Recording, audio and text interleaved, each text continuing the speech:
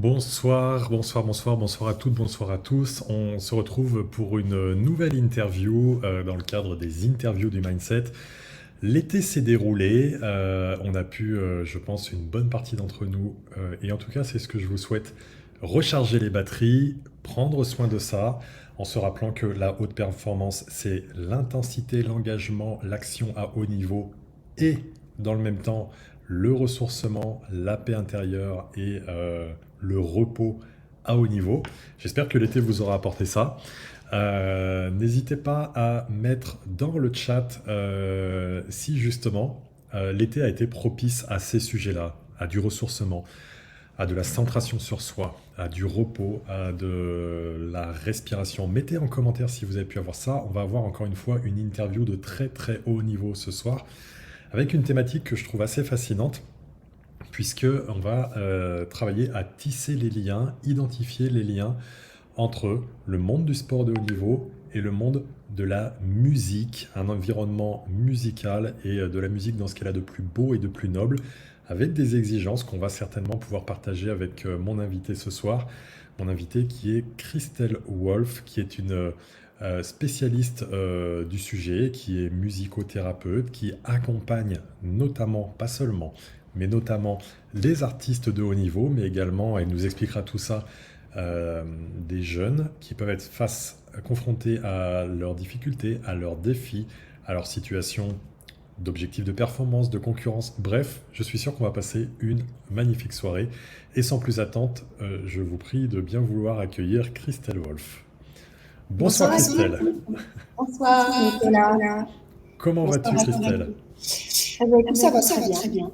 C'est un peu nouveau pour moi. Là, j'ai un petit coup. J'entends ma voix en écho. Ok, à mon niveau c'est ok. Mettez-moi dans le chat si vous entendez un écho ou quelque chose qui dérange d'une façon ou d'une autre, comme ça on pourra en avoir le cœur net. Alors Christelle, est-ce que tu pourrais te présenter de façon un peu plus complète que ce que j'ai fait à l'instant, s'il te plaît?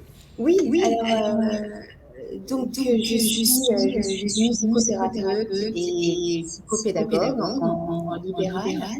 J'accueille des jeunes entre 16 et 25 ans, mais des plus jeunes, pour les aider à construire, à renforcer leur confiance en eux face à leurs études. Et il s'agit en fait d'artistes, d'élèves de conservatoire, mais aussi d'étudiants qui présentent des cours, qui se présentent à l'entrée dans la vie active. Passer des épreuves pas évident, mais c'est des périodes charnières en fait, qui sont très déstabilisantes en fait. Et en fait, je les amène à observer un nouveau regard sur eux-mêmes. Voilà. Donc, j'utilise et la psychopédagogie et la musicothérapie.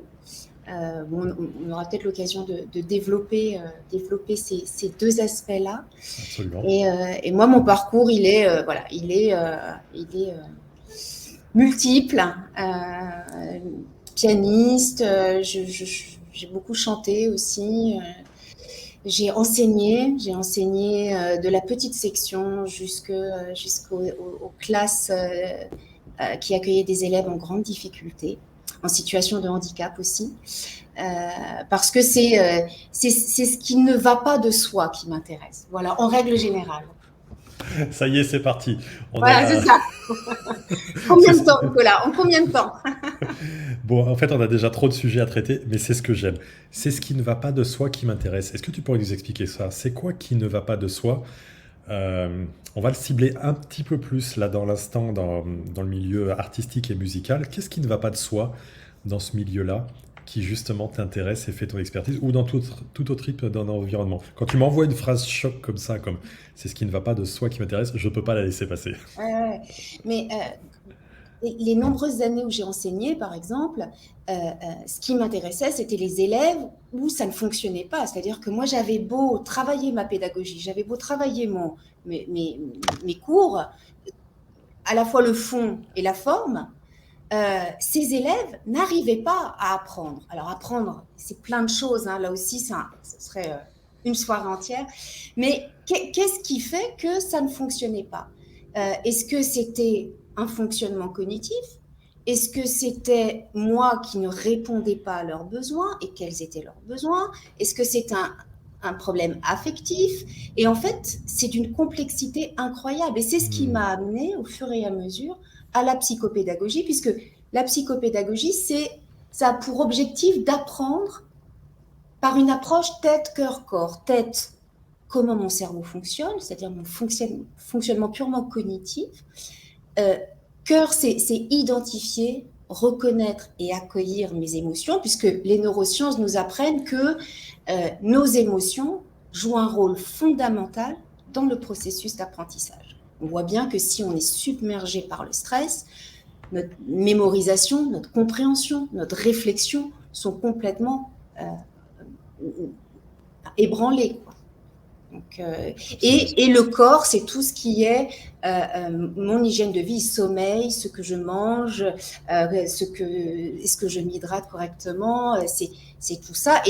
Et cette approche tête-corps-corps, là, que ce soit dans le sport, dans la musique ou dans l'apprentissage, eh bien, c'est le fil conducteur, en fait. C'est ce qui va faire que, justement, quand quelque chose ne va pas, je vais pouvoir aller actionner tout ça pour trouver un nouvel équilibre qui va me mettre dans une dynamique de performance, dans une dynamique où je vais pouvoir donner pleinement ce que je peux. Waouh. Donner pleinement ce que je peux. Et c'est chouette parce que ça y est, on a déjà de multiples parallèles. Je prône en permanence le fait de se poser la question, as-tu vraiment donné ton maximum? Non pas l'inatteignable, non pas la perfection, mais juste donner ton maximum. Et là, tu nous rappelais l'importance de donner ce que l'on peut donner, en Et fait. ouais, et ouais. Et tous les jours, on ne peut pas donner la même chose. D'où Hmm. l'importance vraiment de se connaître. Et oui, Et et oui. ça, parce qu'on le sait si on a donné tout ce qu'on pouvait. Ou pas. Non, là j'aurais pu. Ouais, je sais que j'aurais pu faire le petit truc de Ah, je plus. sais que j'aurais pu. Mais justement, revenir, revenir avec un nouveau projecteur pour voir un peu qu'est-ce qui s'est passé après, après une compétition, après un concert, après un examen, après un oral, après. Qu'est-ce qui s'est passé comme ça là? Hmm. Je vais revoir, je vais repenser quelles ont été mes pensées, quels ont été mes gestes, quelles ont été mes émotions et comment est-ce que j'ai fait face à ça.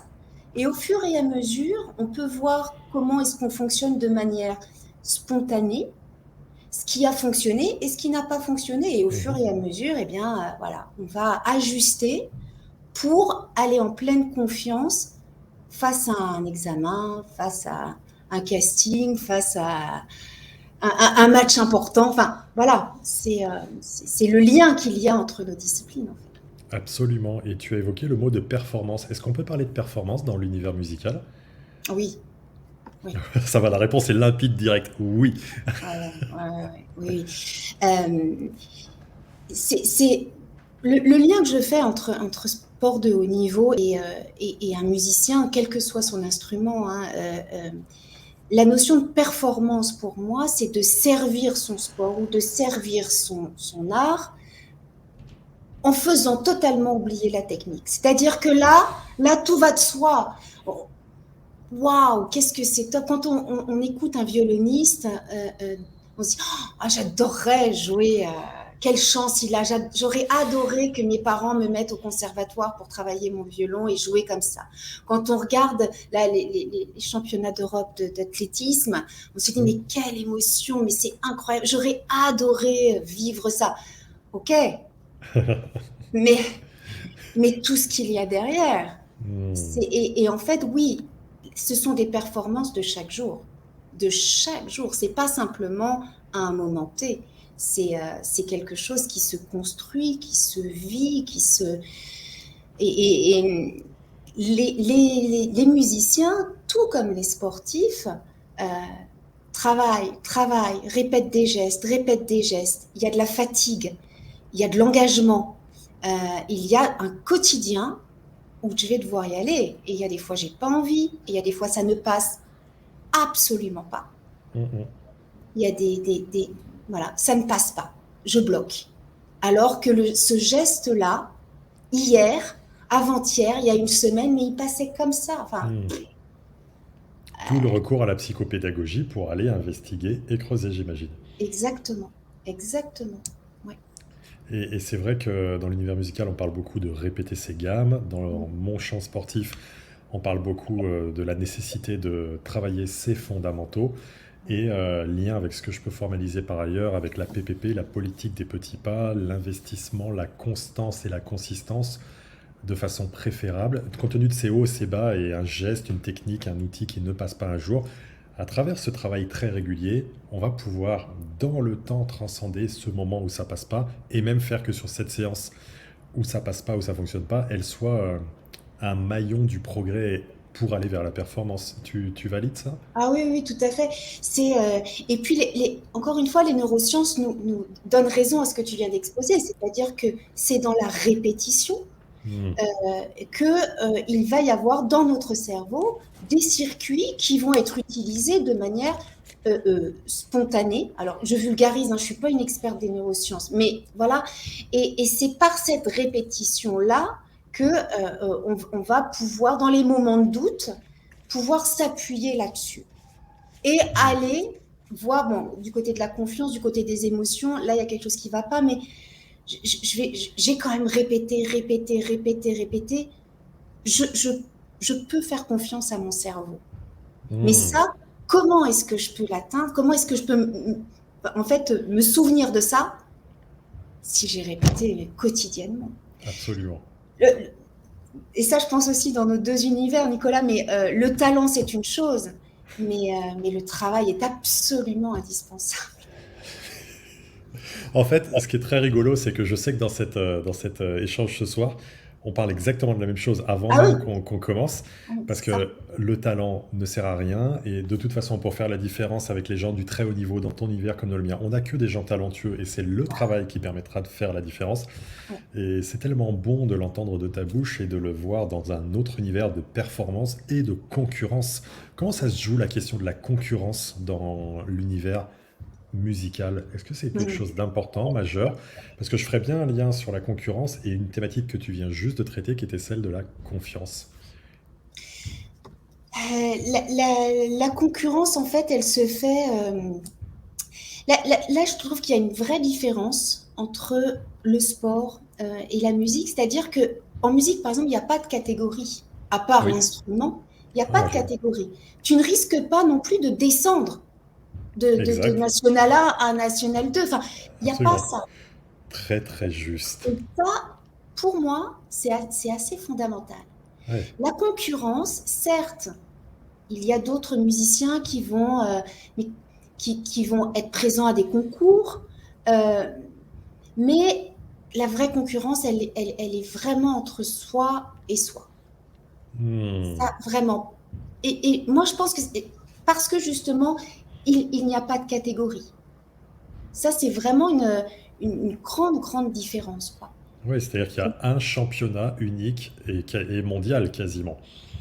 Oui, et ensuite, il y a quand même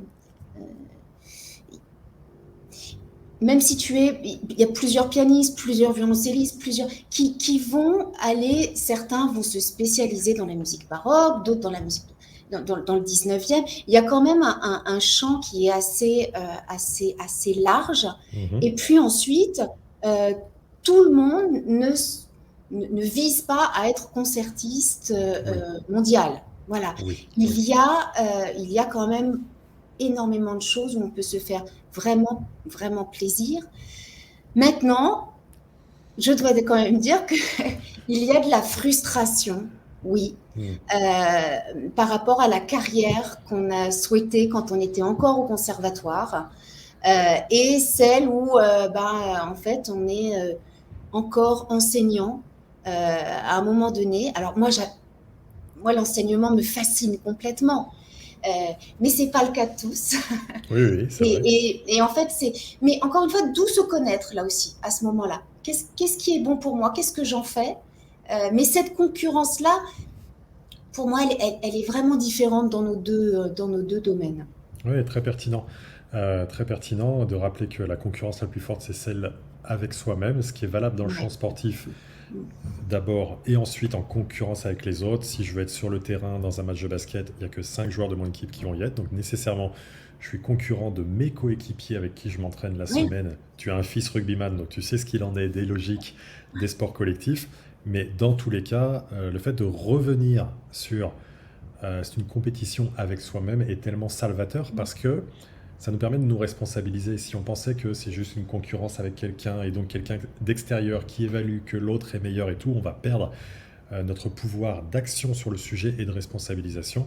Or, si on part vraiment du principe dans ton univers pleinement, comme tu l'as dit, et en base chez nous dans le sport de haut niveau que c'est une compétition avec moi-même, ça nous donne, c'est une magnifique nouvelle parce que ça nous donne une marge d'action pour travailler en plus, travailler différemment, explorer de oui. nouvelles façons de procéder, d'apprendre, de s'entraîner, de progresser, etc. Donc c'est très salvateur en fait, effectivement.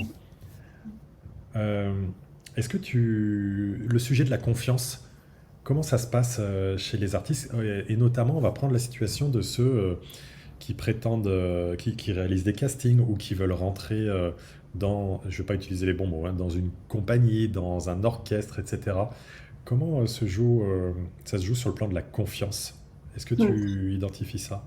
Euh, pour les comédiens, je Oui, trouve que c'est encore un peu différent.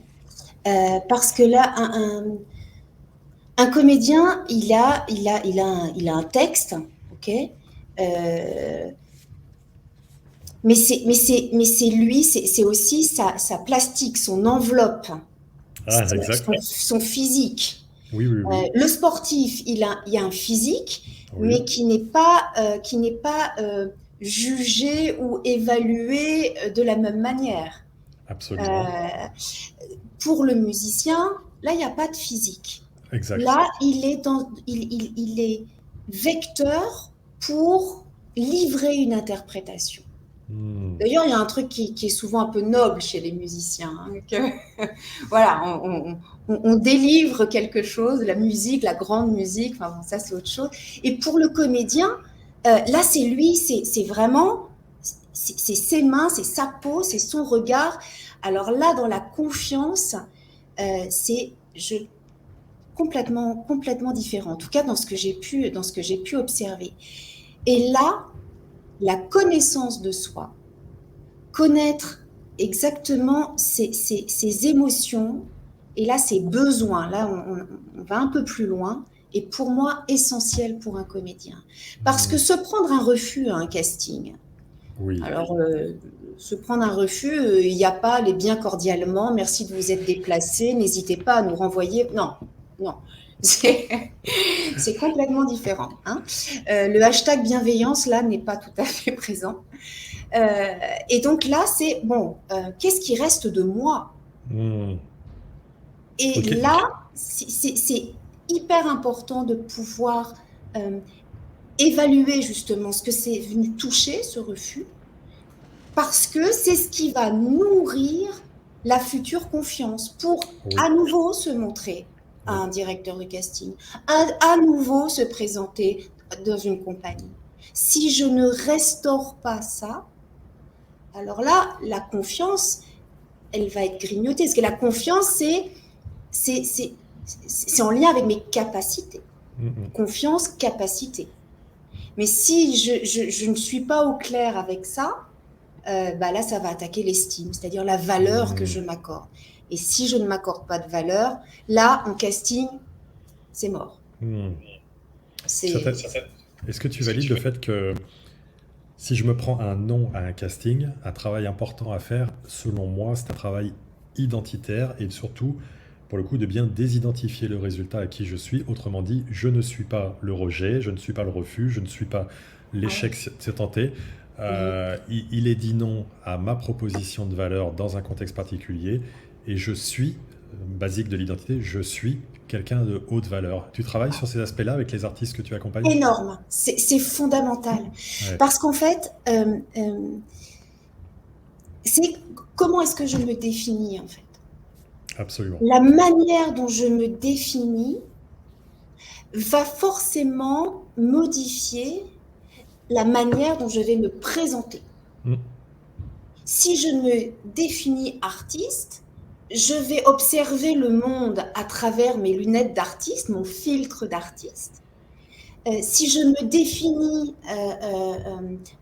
sportive de haut niveau, eh bien, enfin, déjà, moi, là, d'un seul coup, tu vois, Exactement, je mon m'en corps n'est pas adresse. pareil, ma posture n'est pas Absolument, pareille. absolument. Et c'est donc très important de pouvoir travailler comment est-ce que je me définis. Et on est multiple. Et on est multiple. Et Hein. on est multiple et on peut choisir quel focus on veut mettre sur qui je suis Et dans cette oui, situation-là, ce contexte-là. exactement. Parce que c'est vraiment ce que je vais laisser paraître, laisser transparaître. Et ça, c'est vraiment, vraiment très important. Et on va à un casting, on connaît le rôle, ok. C'est un rôle d'enflure totale. Et ben là aussi, non mais, moi je suis plutôt quelqu'un de sympa, A voilà. priori, il me semble, oui. Hein, voilà, bon. Mais jouer les complètement tordus et horribles, j'ai adoré. Hein. Et là, ça demande forcément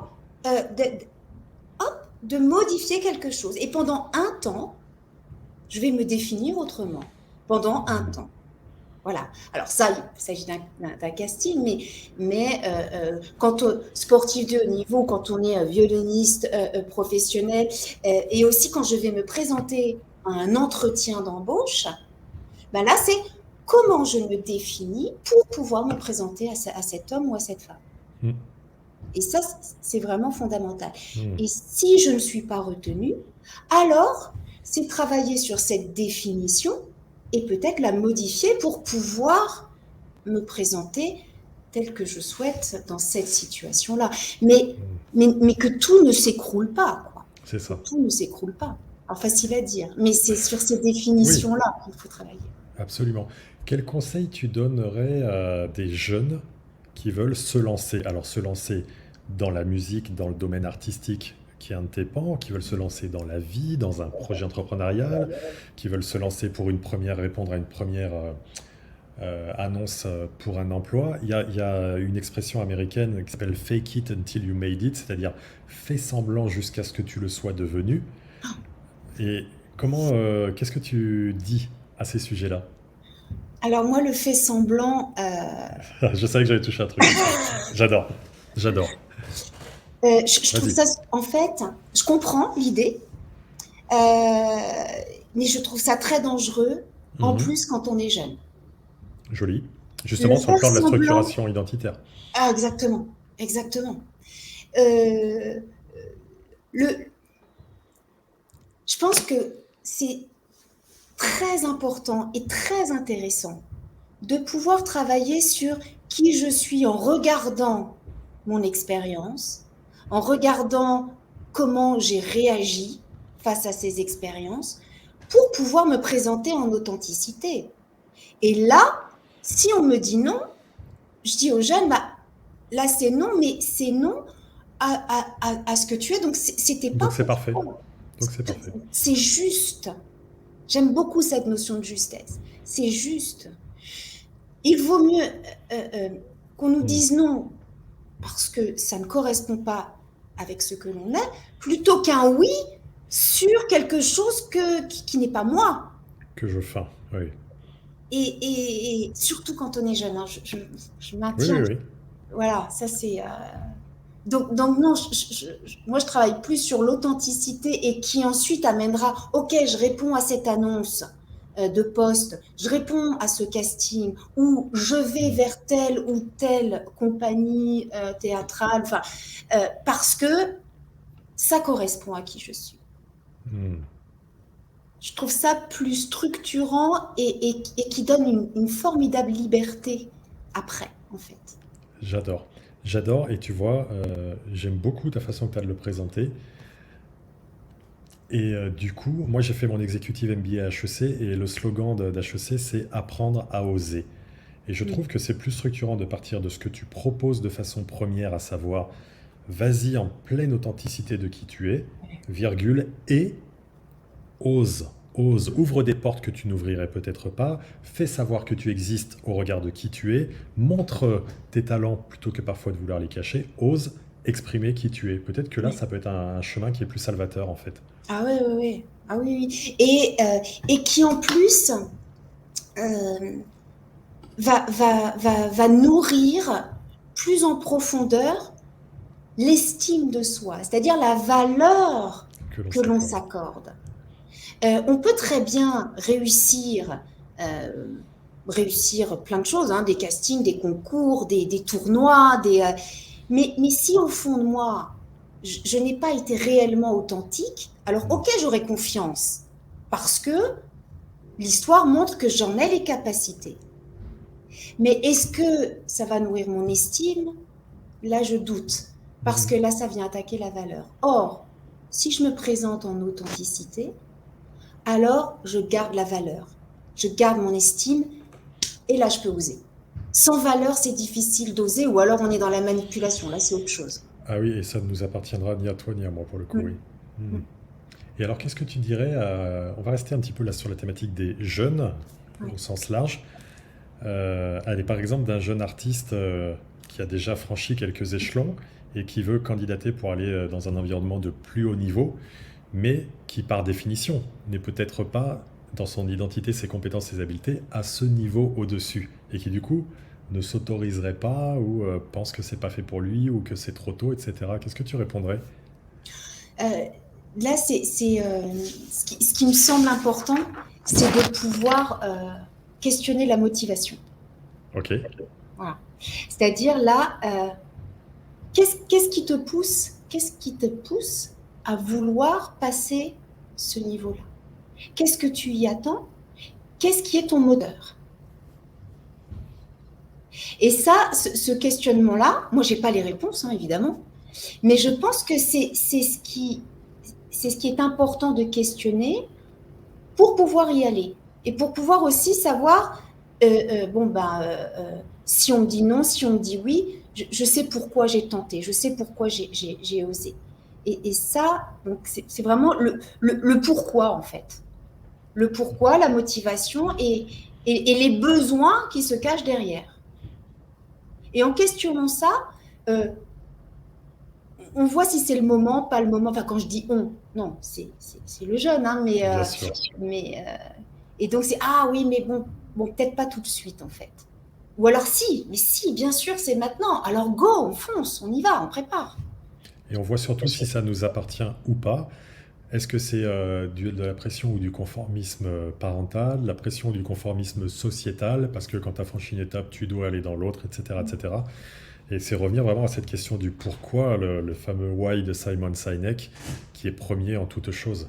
Qu'est-ce qui Mhm. m'anime et est-ce que en me projetant vers cet environnement de plus haut niveau, je vais avoir les yeux qui brillent le matin, je vais être enthousiaste, excité, peut-être entremêlé d'un peu de peur, mais sur la base de cette excitation parce que c'est quelque chose qui est à l'intérieur de moi à nouveau. On revient sur tes trois éléments de psychopédagogie et qui m'anime dans qui je veux être, pour en revenir aussi Et à oui. quelque chose d'identitaire.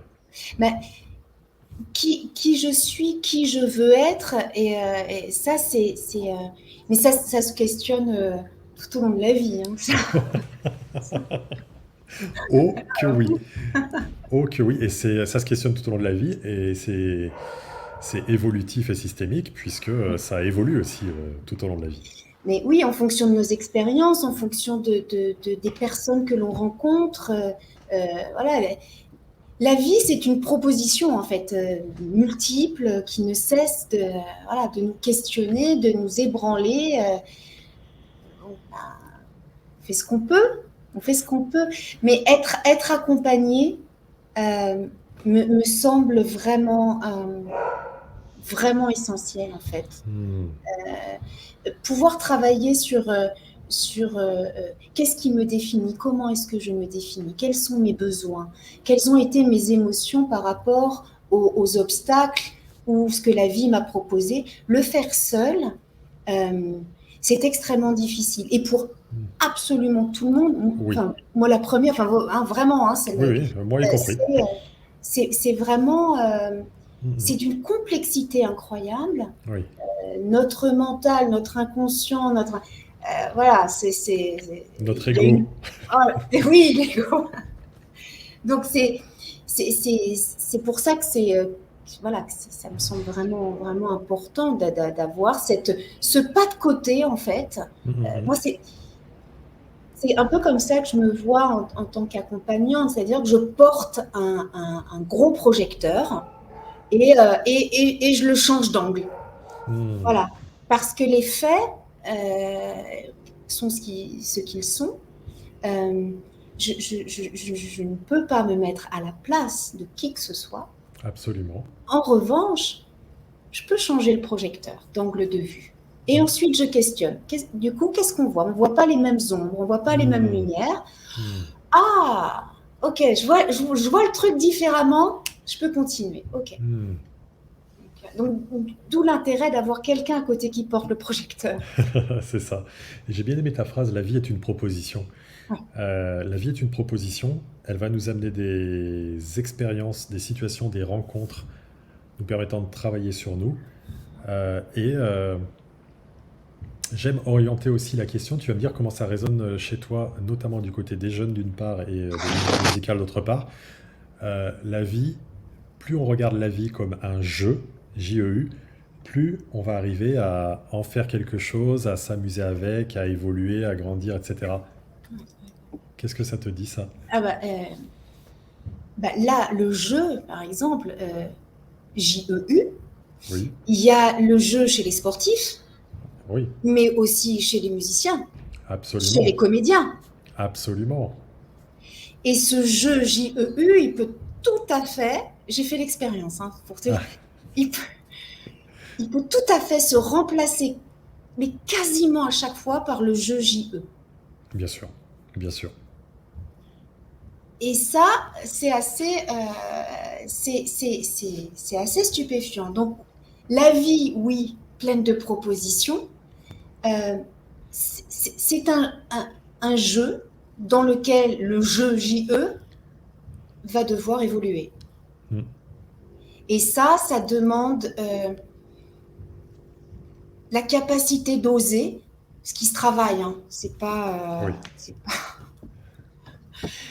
d'oser. Et là, il y a aussi le lien à l'instinct, je trouve, dans cette Mm. notion de jeu JEU.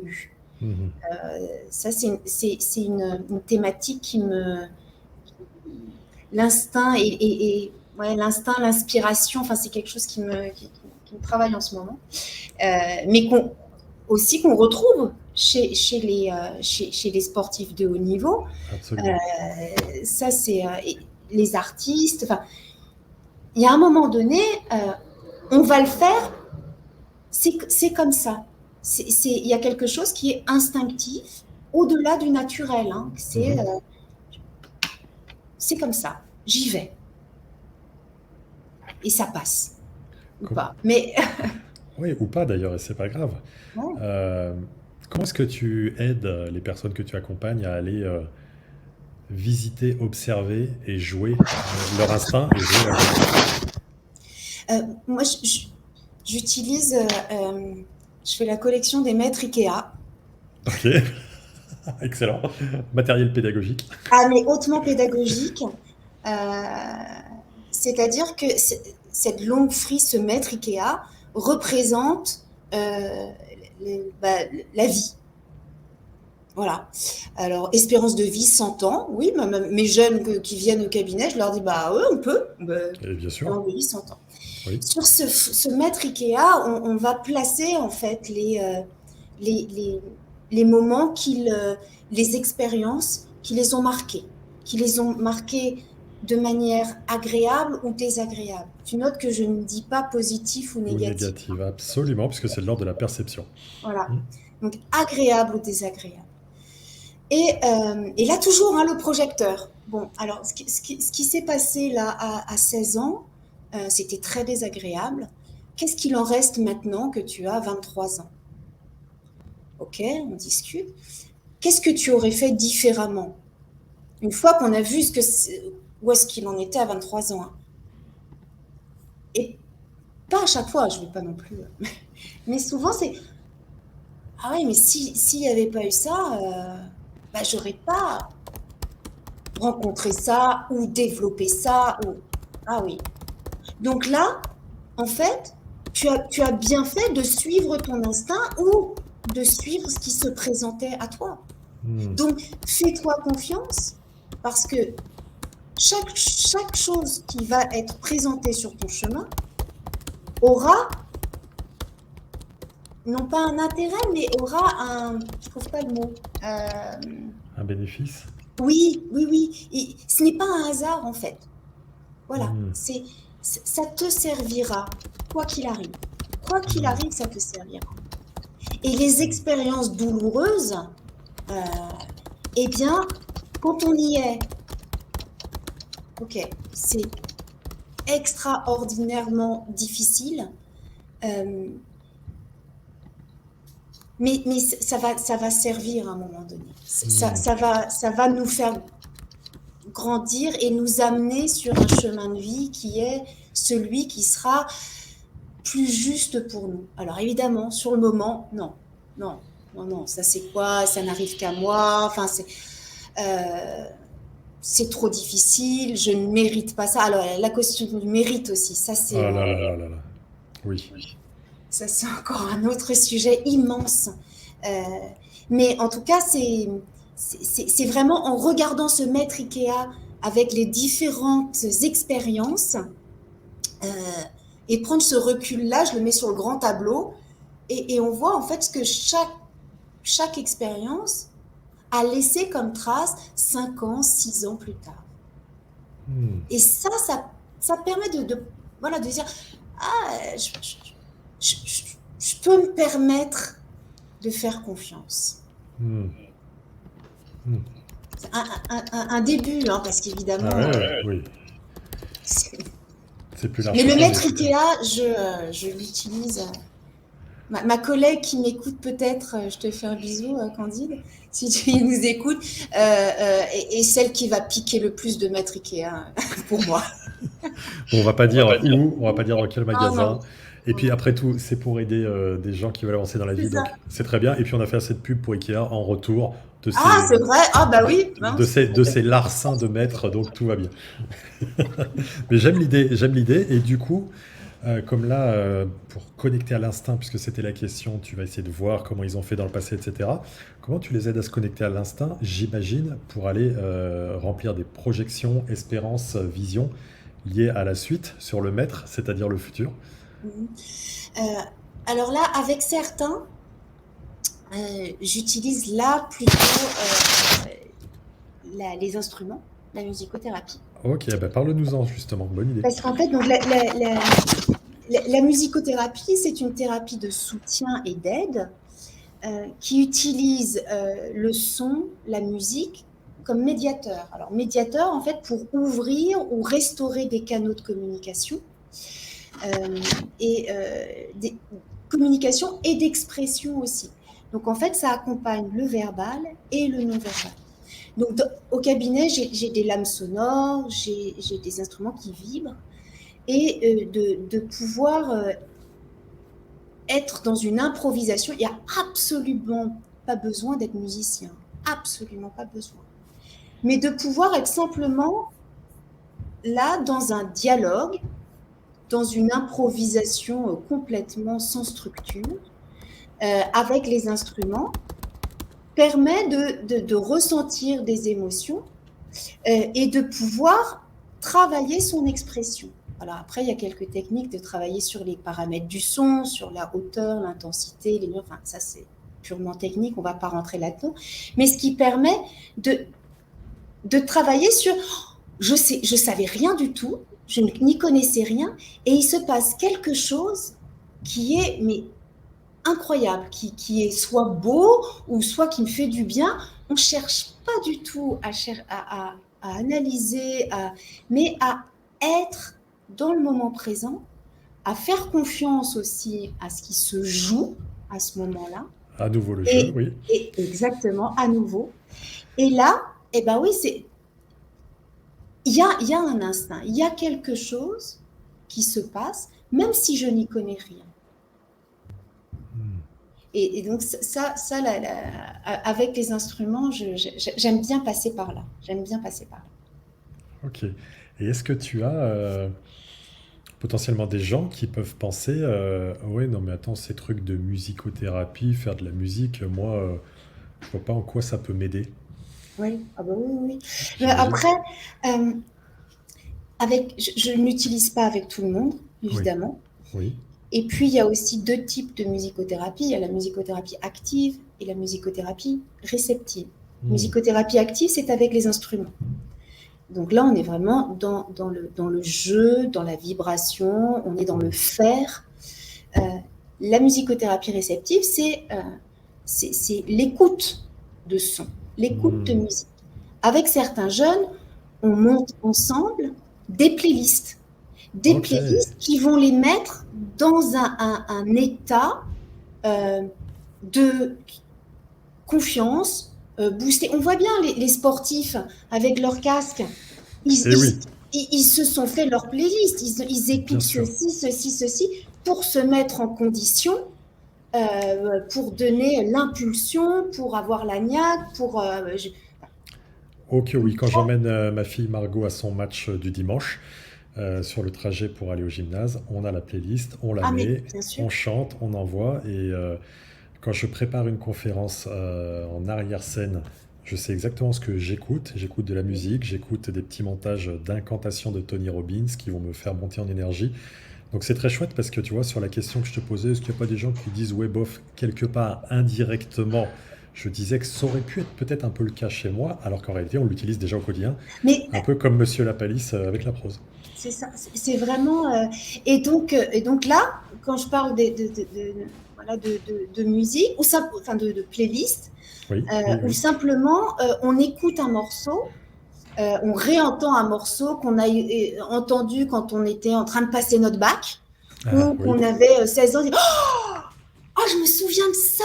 Et là, tout remonte. Hmm.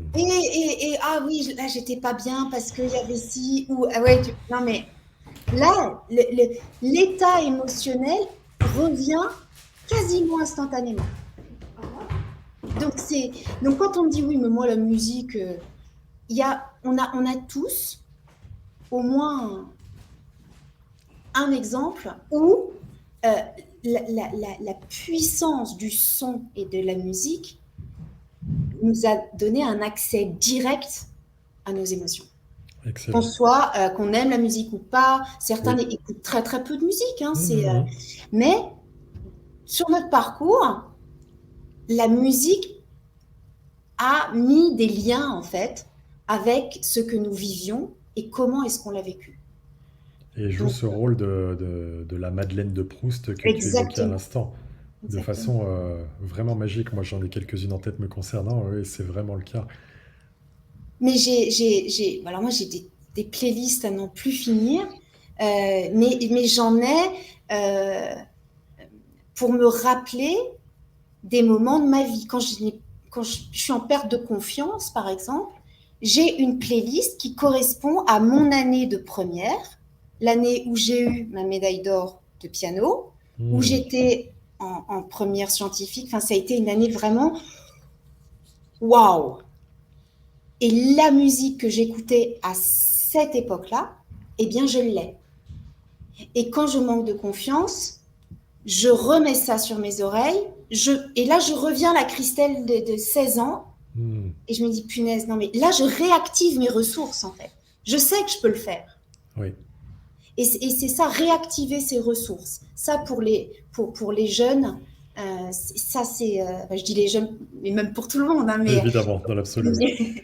mais c'est identifier ses ressources et voir comment est-ce que je peux les réactiver quand j'en ai besoin. C'est excellent parce que tu vois, tu parles de ça, du coup, je viens de checker, tu viens de me rappeler que j'ai une super playlist que j'appelle Visualisation, je l'ai conçue moi-même Génial. dans Spotify et que ça me redonne envie d'aller visiter et qui sont associés pour certains des morceaux qui sont là à des séminaires de développement Ah personnel oui. sur lesquels c'était mis en fond, etc., etc. Et cetera. Ouais. Et du coup, c'est très riche, effectivement, oui. Et Très- c'est très intéressant d'oublier les playlists. Ah oui, bah Moi, là, c'est c'était pour le ça cas. que j'en ai plein, en fait. Tu vois, c'est ce que Hmm. tu. C'est, ah, mais oui, celle-ci. Parce que parfois, on en a marre. Enfin, moi, il faut les changer parce que c'est Hmm. pareil, le cerveau va s'habituer. Oui, c'est bon, tu me fais écouter ce morceau-là pour que je me souvienne de Oui, cette oui. émotion. Ne me prends pas pour un cake, c'est bon. Excellent, excellent. Et ça, en fait, faut pouvoir les refaire, en fait, pour Hmm. pouvoir ressaisir l'émotion, aller l'accueillir, quoi, qu'elle ne s'y Hmm. attende pas, qu'elle ne s'y attende pas. Ouais, c'est ça, c'est ça. Donc, Ouais, comme quoi, oui, tu as raison sur ce lien chez les sportifs de haut niveau avec à la fois on peut trouver des choses très stimulantes, motivantes, engageantes avant et potentiellement aussi apaisantes après. et oui, Je pense aux sportifs qui peuvent, oui, aux sportifs qui peuvent avoir du mal à trouver le sommeil aussi après les compétitions, à aller chercher des choses qui peuvent justement être réassociées à des moments d'apaisement ou tout simplement de par euh, je vais forcément chercher mes mots parce que je sais que je vais être à côté de la plaque avec ton expertise, mais sur les tonalités, sur les expressions même de la bien musique, sûr. être plus douce et apaisante, quoi. Ouais, ouais, ouais, ouais. Ça me fait penser, j'ai des fichiers sonores que j'utilise, et je ne sais pas si tu utilises ou si tu connais ça, des musiques, des bruits de fond qui vont activer les ondes alpha, bêta, gamma du Oui, cerveau. oui, oui. Alors, je ne suis absolument pas experte de ça. Ok, oui, oui, J'en ai entendu parler, je me suis pas du tout penchée, mais oui, j'en ai entendu parler. ok, Oui, oui, ok. tout à fait, tout à fait. Parce que moi, par exemple, j'ai tourné une méditation en 7 étapes sur laquelle j'ai mis en fond les ondes alpha, qui sont les ondes dans lesquelles on est dans l'état de créativité, Oui. d'apaisement, à mi-chemin entre les ondes bêta, qui sont celles dans lesquelles toi et moi on est là, hein, on est très bêtes en ce moment, donc on est dans l'expression, la réflexion, etc. Et qui ne sont pas non plus, pour ce qui est des ondes alpha, les ondes gamma ou delta, quand on va aller dans l'endormissement, l'hypnose ou autre. Mhm. Et ça m'y fait penser encore une fois, d'où la richesse de cet échange.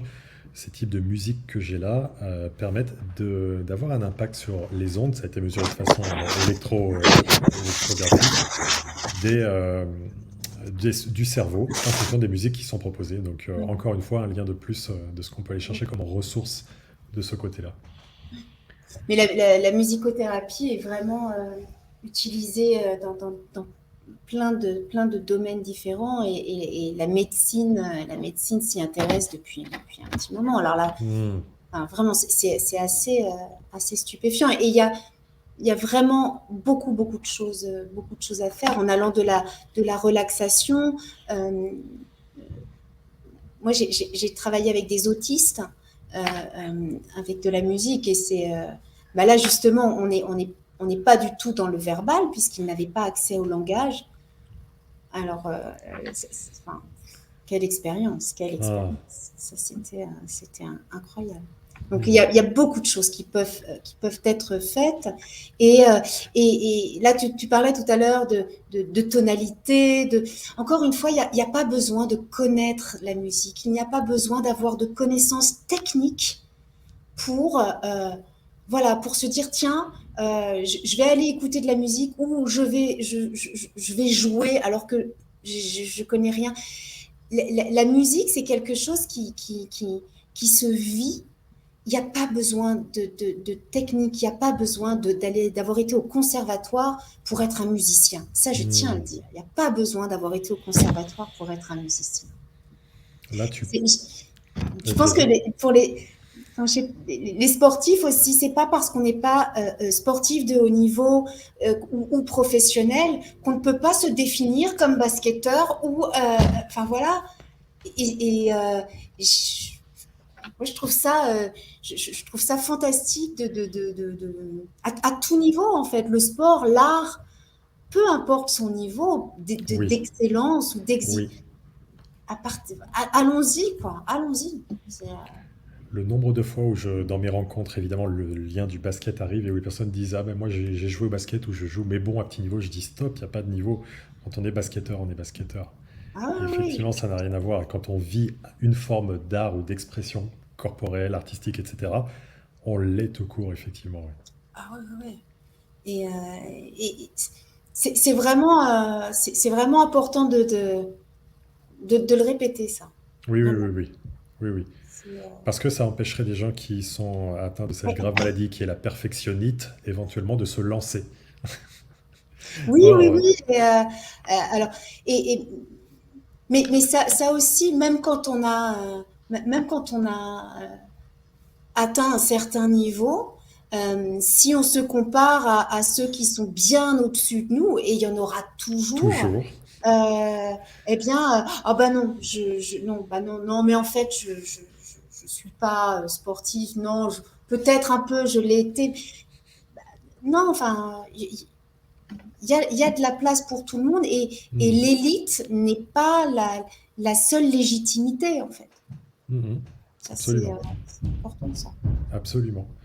Absolument. Est-ce que les gens qui nous regardent, je sais que là dans la petite console que tu vois, Christelle, et que je vois, on a pour l'instant que si on a Facebook et LinkedIn qui peuvent communiquer. Je pense que les gens qui sont sur YouTube apparemment n'apparaissent pas là. Mais si vous avez des questions, si vous avez des demandes, si vous avez des remarques, s'il y a quelque chose que vous voudriez poser comme question en écho à ce que Christelle nous a proposé, en écho à ce que j'ai pu partager également, n'hésitez pas à nous la mettre là. On pourrait répondre à une ou deux questions qui viendraient si tant est qu'il y en ait, parce que parfois on est là, on prend des contenus, on apprécie ce qui vient et on n'a pas nécessairement plus de questions. Si vous en avez, n'hésitez pas à les mettre. On a toujours un décalage d'au moins 30-40 secondes avant que, si commentaires il y a, ça apparaisse sous nos yeux, Christelle.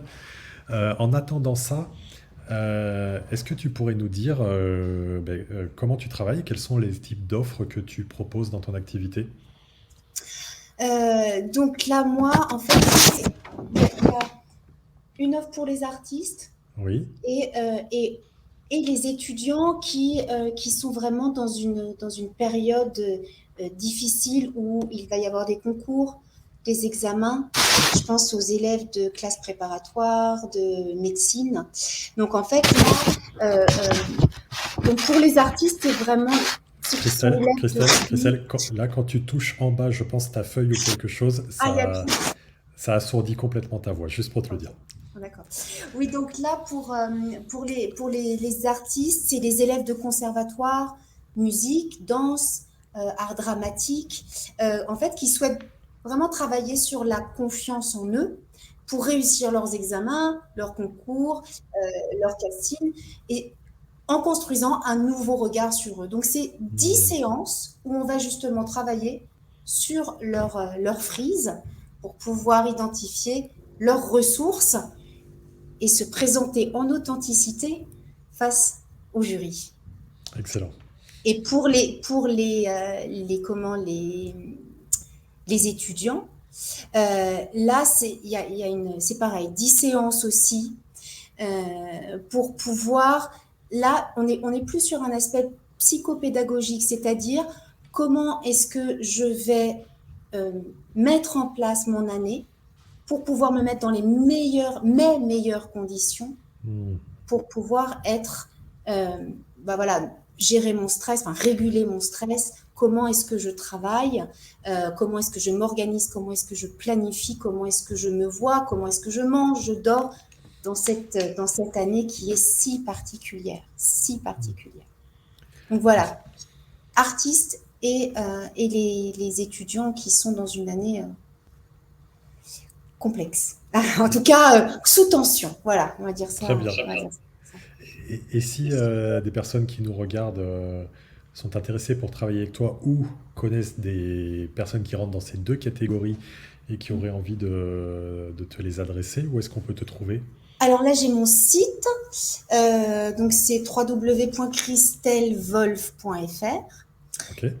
Je l'ai mis à jour, donc les infos seront bonnes. Il y a Ok. un bug sur la version mobile, donc non, je l'ai mis net, mais j'ai pas réussi à.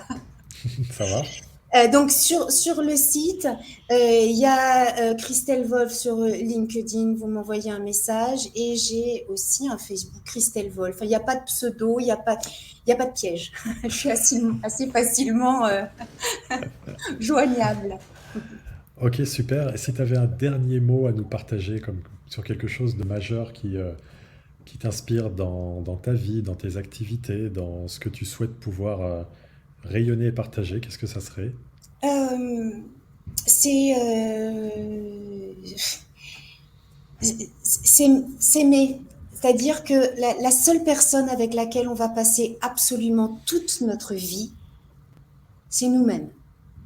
Du début à la fin. La seule personne.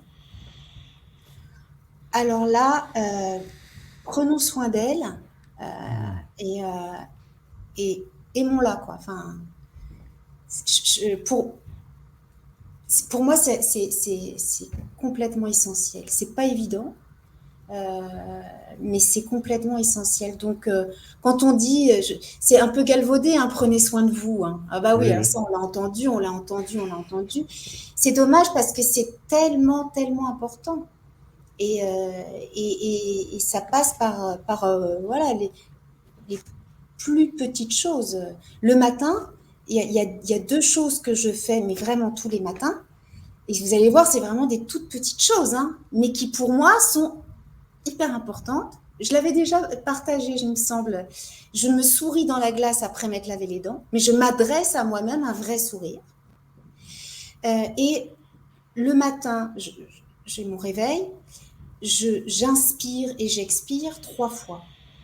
Et j'accompagne cette inspiration et cette expiration 3 fois. Ça représente, je sais pas, 15 secondes peut-être, je sais pas. Hein, mais c'est une manière pour moi de me dire, ok, t'es en vie, tu commences une nouvelle journée, on y va. Et ben, je suis persuadée que c'est avec des toutes petites choses comme ça que qu'on va avancer et que ça va avoir une vraie influence sur la confiance, sur comment je me définis, comment je me présente au monde. Vraiment, j'en suis persuadée. Ça s'entend. Ouais. Ça s'entend vraiment. Merci beaucoup pour ces dernières paroles pleines de sagesse. Merci beaucoup aussi pour le partage de ton expertise autour de la psychopédagogie, de la musicothérapie et de ces liens qu'on a très naturellement réussi à faire entre nos 2 univers respectifs. Oui, c'est vrai. Donc merci beaucoup pour ça. Merci à celles et ceux qui ont été présents, qui ont assisté à nos échanges. On veut tous les 2 vous souhaiter une superbe rentrée pour vous permettre de vous sentir pleinement épanoui, heureux et en performance dans vos objectifs du moment. Je préfère juste rester sur les derniers mots que tu as dit là. Donc merci beaucoup Christelle et à très très vite. À très bientôt, bonne soirée. Merci Nicolas, merci beaucoup. Avec plaisir. Au revoir Christelle. Au revoir. Voilà, on a encore eu une interview que je considère vraiment extraordinaire avec beaucoup d'apports de valeur. N'hésitez pas à vous rapprocher de Christelle si vous pensez qu'elle peut vous aider ou aider des gens que vous connaissez dans ces 2 univers d'expertise qui sont très forts. On voit que son propos est très incarné, que tout est pour le coup, tel qu'elle l'évoquait pour les autres, authentique. Merci de votre présence. Et puis, ma foi, je vous dis à très très vite, d'une façon ou d'une autre. Au revoir. 6,99 et les championnes du monde. C'est fait. Eunice Barber est championne du monde de la longueur. Oh là là là là. Laurent Babadou, champion d'Europe. Fabien Gillot deuxième. Les Français viennent de rugir dans cette course avec un doublé pour l'équipe de France. 10e titre de champion de France pour le Stade français CSG. Coloris Mathieu. Daniel Narcisse. Ouais. Et le voilà. Et il est pas beau ce Daniel. Il est pas merveilleux ce Daniel. Diaw for the first time in the playoffs. Diaw did start 24 games in the regular season. Diaw will try a 3. Puts it in. Boris Diaw from downtown. Away. They'll talk about it the rest of your life. Magic fires for 3. Got it at the buzzer. Magic hit a 3-pointer. And Swipping defended by Separation.